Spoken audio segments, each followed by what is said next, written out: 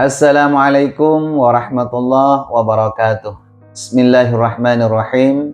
Alhamdulillahirabbil alamin wassalatu wassalamu ala sayyidina Muhammadin abil qasimil amin wa ala alihi wa sahbihi ajma'in, amma ba'du. Bapak Ibu para ikhwatal iman hafizakumullah, kalau kemarin pernah saya membuatkan video tempat-tempat mustajabah baik itu di Madinah ataupun di Masjidil Haram, seperti yang saya sampaikan, kalau di Madinah kita tahu yaitu Raudhah As-Syarifah, ya, yaitu tempat yang paling mustajab untuk berdoa. Kemudian kalau di Mekah, sebagaimana yang sering saya sampaikan, pertama yaitu multazam, bagaimana hadis Rasulullah, al-multazam mawdi'un yustajabu fi du'a ma da'allahu fihi 'abdun da'watal istijabah. Jadi tidak seorang pun hamba-hamba Allah yang berdoa di tempat itu yang tidak akan dikabulkan doanya, ya, dengan catatan kita betul-betul meminta khusyuk kepada Allah Subhanahu wa taala. Jadi tidak seorang hamba pun doanya ditolak di sana. Di mana yaitu multazam antara sudut Hajarul Aswad dan pintu Ka'bah. Itu yang dikenal dengan multazam. Kemudian selain itu, doa yang paling mustajab ketika kita melakukan tawaf, mulai dari setelah melewati makom Ibrahim sampai ke sudut Rukun Yamani, itu juga tempat mustajab. Sebagaimana yang sering saya sampaikan, bisa berdoa dengan memakai bahasa masing-masing, bahasa daerah, bahasa yang Bapak Ibu pahami. Misalkan satu contoh, Bapak Ibu setelah membaca Bismillahirrahmanirrahim, ya kan, kemudian Subhanallah walhamdulillah wala ilaha illallah wallahu akbar la haula wala quwata illa billahil aliyil azim. Ketika melintasi makom Ibrahim, maka panjatkan doa atau hajat-hajat Bapak Ibu. Mau doa apa saja, ya. Ya Allah, ampuni dosa-dosa saya, ampuni dosa-dosa kedua orang tua saya. Itu sambil keliling sampai ke sudut Rukun Yamani. Ya Allah, mudahkanlah rezeki saya, sampaikanlah anak keturunan saya, ya Allah, ke tempat ini, dan seterusnya. Ini salah satu tempat yang paling mustajab di Masjidil Haram. Nah, selain tempat dua yang saya sebut tadi, Bapak Ibu, multazam antara sudut Hajarul Aswad dan pintu Ka'bah, kemudian ketika kita melintasi makom Ibrahim sampai Rukun Yamani, kalau bisa usahakan juga berdoa di mana?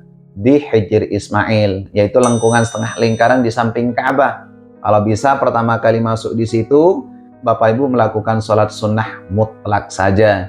Usolli sunnatan rok'ataini lillahi ta'ala. Itu niatnya sholat sunnah mutlak, ya, tidak harus tahiyatul masjid. Nah, banyak kadang di antara jemaah umroh kadang kebingungan, Ustadz mau sholat apa di Hijr Ismail? Cukup sholat sunnah mutlak 2 rakaat.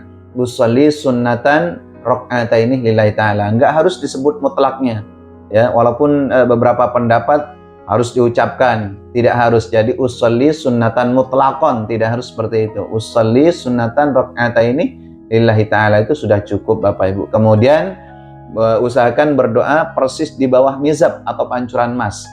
Itu tempat yang paling mustajab untuk berdoa, seperti itu. Nah, Bapak Ibu yang dimuliakan oleh Allah Subhanahu wa taala, selain tempat-tempat mustajabah di Masjidil Haram, di Masjid Nabawi, usahakan, ini ada salah satu saran dari saya pribadi Bapak Ibu, ketika Bapak Ibu berada di kota Madinah. Ini yang kadang banyak orang belum paham, belum begitu ngeh gitu ya. Artinya apa?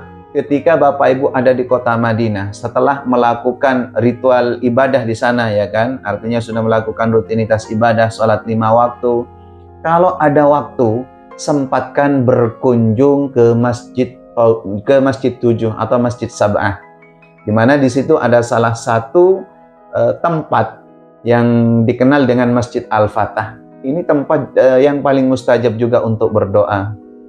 Walaupun dalam beberapa hadis ini Bapak Ibu sekalian tidak dijelaskan kesahihannya, tapi paling tidak, ya kan, paling tidak Rasulullah Shallallahu Alaihi Wasallam sudah pernah menginjakkan kakinya beliau di situ. Bahkan sebagaimana yang sering saya sampaikan di awal, ketika Rasulullah Shallallahu Alaihi Wasallam melihat musuh pada tahun ke-5 Hijriah, ketika Abu Sufyan dan para rombongannya kurang lebih 10.000 menyerbu kota Madinah, Rasulullah ini seakan-akan melihat musuh bagaikan air di lautan, Bapak Ibu. Itu pada tahun keberapa?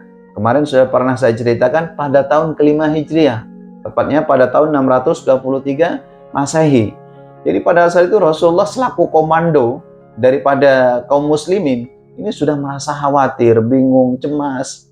Bayangkan kekuatan kaum kafir Quraisy itu sebanyak 10.000, sementara pasukan kaum muslimin hanya 1.000 orang. Ada yang mengatakan 3.000 orang. Masya Allah. Hanya sedikit Bapak Ibu dibandingkan pihak musuh seperti itu. Nah, pada saat itulah Bapak Ibu yang dimuliakan oleh Allah Subhanahu wa taala, baginda Rasulullah sallallahu alaihi wasallam tidak ada tempat curhat lain kecuali kepada Allah. Seperti itu. Doanya di mana? Yaitu di Masjid Al-Fatah. Masjid Al-Fatah. Jadi kalau Bapak Ibu, ini perlu saya sampaikan, biasanya kalau bareng rombongan melakukan ziarah atau city tour itu kadang nggak sempat karena tergesa-gesa, mungkin ngejar waktu untuk sholat duhur di Masjid Nabawi, nggak sempat kadang. Makanya kadang kalau kita ikut bis itu kadang hanya lewat aja, sama guide tournya juga dilewatin gitu aja, ya kan? Karena mungkin supaya lebih cepat kita nyampe di Masjid Nabawi. Karena biasanya ketika kita melakukan city tour, kalau kita nggak cepat-cepat itu ketinggalan sholat berjamaah di Masjid Nabawi. Jadi sayang sekali. Nah, solusinya, masukan dari saya Bapak Ibu, sempatkan ketika Bapak Ibu berada di Madinah. Artinya gini, seumpama Bapak Ibu ada luang waktu nih, misalkan kan nggak mungkin selalu ada acara. Bapak Ibu misalkan di Madinah itu 4 hari, ya kan? 4 hari, apalagi kalau udah 5 hari. Paket yang agak agak lama gitu kan. Jadi Bapak Ibu selain melakukan rutinitas ibadah, ya kan? Sholat 5 waktu di Masjid Nabawi, kemudian sholat di Raudhah sudah, i'tikaf sudah, sempatkan berdoa, melakukan sholat di Masjid Al-Fatah dan dilanjutkan dengan doa Bapak Ibu. Jadi sempatkan walaupun hanya sebentar, paling hanya beberapa menit kok kita ke sana ya. Kita ikut taksi 10 real, PP mungkin 20 real lah ya, seperti itu. Karena antara Masjid 7, Masjid Sab'ah dengan Masjid Nabawi ini dekat sekali ya. Jadi Bapak Ibu ke Masjid Al-Fatah, sholat sunnah tahiyatul masjid 2 rakaat, kemudian bisa ditambah dengan sholat duha. Yang terkadang banyak orang nggak paham dengan tempat yang satu ini Bapak Ibu. Ya, saya pernah ngobrol dengan salah satu syekh masyayikh di Madinah Bapak Ibu sekalian. Pada saat saya diantar ke Jabal Uhud, ini ngasih masukan ke saya. Banyak katanya di antara jemaah umroh, jemaah haji yang kurang paham, belum tahu tempat bahwa di mana di situ Rasulullah pernah berdoa selama 3 hari 3 malam. Saya aja udah menyampaikan seperti itu. Nah, disitulah Bapak Ibu banyak jemaah yang kurang paham tempat yang satu ini. Yang kadang jemaah itu hanya lewat gitu kan. Malahan kata Syekh Abu Bakar pada saat mengantar saya ke Jabal Uhud itu Bapak Ibu, dia sarankan kalau antum bawa jemaah, bawa keluarga, sempatkan berdoa di sana gitu kan. Saya aja Bapak Ibu, mohon maaf ya, saya aja hanya 1 kali, itu tahun 2000 kalau tidak salah tahun 2009 ke sana. Dari saking sibuknya, apalagi jemaah yang kadang paketnya itu mohon maaf, yang paketnya cuma 4 hari yang ngejar waktu gitu. Tapi paling tidak kita bisa melakukan sholat di sana mungkin bisa 5 menit aja udah cukup Bapak Ibu. Waktunya cukup kok dari hotel kita, misalkan di Madinah ya kan. Kita sewa mobil, sewa taksi 10 real, kemudian ke sana, tapi jangan sendirian loh ya. Karena sebagaimana yang sering saya sampaikan, kalau sendirian apalagi perempuan itu resiko. Paling tidak harus bawa teman 2 sampai 3 orang lah seperti itu. Bukan sultan bukan, tapi kebanyakan biasanya supir-supir taksi kalau enggak ini suka iseng gitu. Jadi saran dari saya kalau mau ke sana bawa temen 2 atau 3 orang seperti itu, kemudian melakukan sholat sunnah di sana tahiyatul masjid dan bisa nambah sholat duha.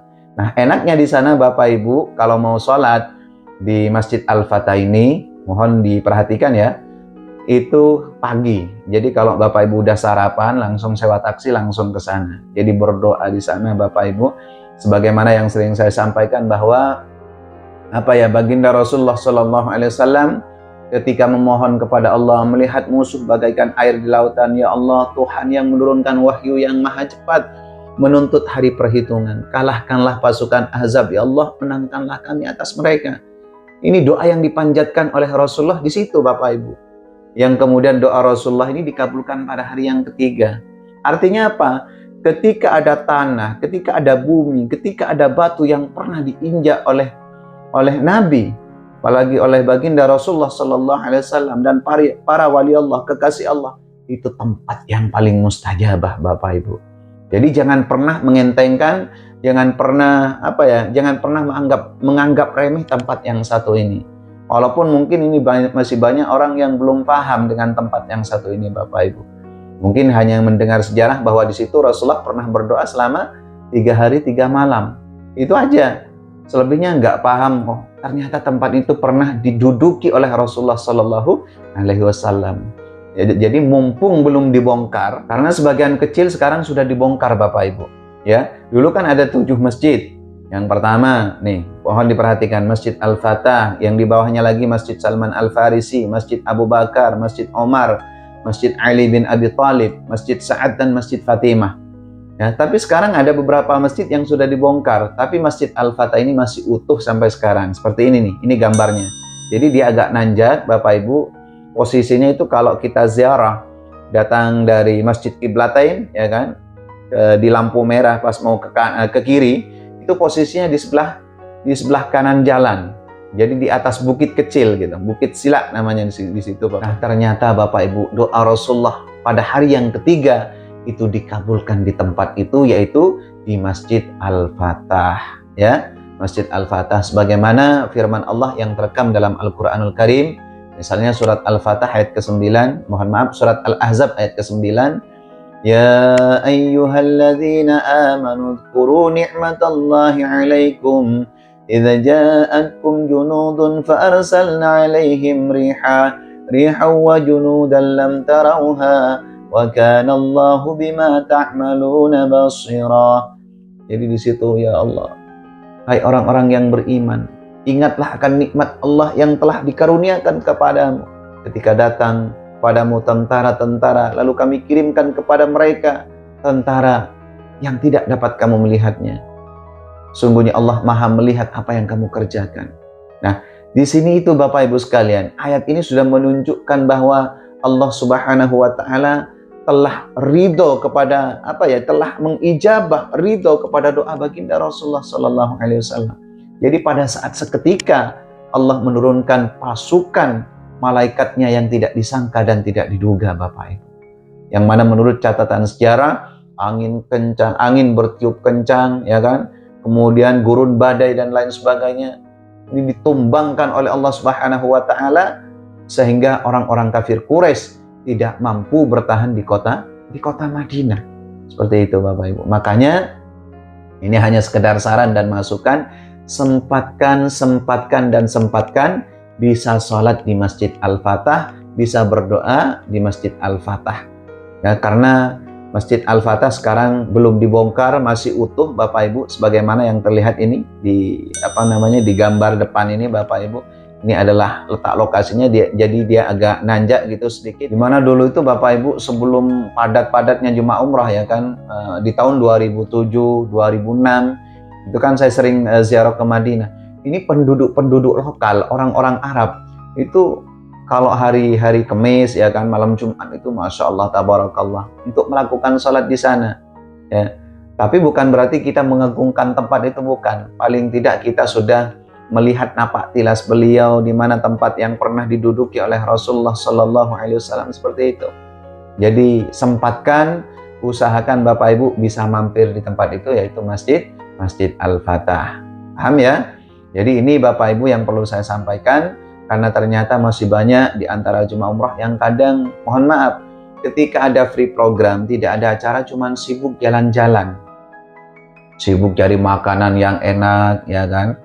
Kemudian, belanja-belanja dan lain sebagainya. Satu sisi kita nggak apa-apa belanja, ya kan? Cari makanan enak, ya, karena mungkin bosan dengan makanan di hotel, menu makanan di hotel, kemudian mau belanja oleh-oleh, nggak apa-apa. Tapi jangan pernah menyia-nyiakan waktu yang sebentar di kota Madinah. Apa sebab? Karena belum tentu di bulan depan, tahun depan Bapak Ibu bisa ditakdirkan lagi ke kota Madinah, ke tempat itu gitu loh. Makanya jangan terlalu sibuk dengan belanjaan, ya kan. Mumpung kita dipanggil oleh Allah, ditakdirkan oleh Allah bisa melakukan ibadah umrah atau ibadah haji, Ini sempatkan Bapak Ibu melakukan ibadah, bisa melakukan sholat dan berdoa di sana, seperti itu. Jadi sekali lagi Bapak Ibu, saran dari saya, daripada Bapak Ibu nanti waktunya terbuang begitu saja di kota Madinah, jalan-jalan nggak jelas, ya kan, ke pasar-pasar, ke mal-mal di sana, lebih baik menurut saya pribadi Bapak Ibu sekalian kunjungi tempat-tempat yang dimana pernah diinjak oleh Rasulullah, yang pernah diduduki oleh baginda Rasulullah Sallallahu Alaihi Wasallam, sehingga ketika Bapak Ibu pulang ke Indonesia nggak ada penyesalan. Alhamdulillah saya sudah pernah ke Masjid Al-Fatah, sudah berdoa di sana, di mana Rasulullah pernah berdoa selama 3 hari 3 malam, seperti itu Bapak Ibu. Kalau bisa, kalau memungkinkan di Jabal Nur yang pernah Rasulullah ibaratnya pernah beriktikaf, bertahanus mendekatkan diri kepada Allah. Tapi itu kalau memungkinkan, karena istilahnya gunungnya kan terlalu jauh, ketinggiannya kurang lebih 200 meter dari tanah. Artinya kalau yang sepuh-sepuh saya rasa nggak sanggup untuk naik seperti itu. Tapi kalau di Jabal Sila, di Masjid Al-Fatah ini Bapak Ibu nggak terlalu tinggi, ya. Jadi ini saja Bapak Ibu yang perlu saya sampaikan melalui video singkat ini, karena kata orang Jawa tuh eman-eman kalau kita udah nyampe di kota Madinah nggak mengunjungi tempat yang dimana pernah diduduki oleh Rasulullah Sallallahu Alaihi Wasallam. Apalagi sudah terbukti ketika terjadinya perang Ahzab, perang Khandaq atau perang Parit Bapak Ibu pada tahun ke-5 Hijriah, tepatnya pada tahun 623 Masehi. Pada saat itu Rasulullah berdoa selama 3 hari 3 malam, yang kemudian doa Rasulullah dikabulkan di tempat itu. Saya rasa paham ya. Jadi rujukan dalilnya doa Rasulullah dikabulkan di tempat itu, yaitu di Masjid Al-Fatah. Saya rasa jelas ya. Jadi ini saja mungkin Bapak Ibu sekalian sebagai tambahan ilmu, masukan dari saya. Mudah-mudahan Bapak Ibu yang berangkat umrah ataupun berangkat haji bisa ditakdirkan oleh Allah bisa melakukan ibadah di sana, yaitu di Masjid Al-Fatah. Karena sebagian kecil sekarang sudah dihapus, mumpung Masjid Al-Fatah ini masih utuh, belum dibongkar, jadi sempatkan. Kiranya ini yang dapat saya sampaikan. Terima kasih atas segala perhatian, mohon maaf atas segala kekurangan. Wal 'afwa minkum, ihdinas siratal mustaqim. Assalamualaikum warahmatullahi wabarakatuh.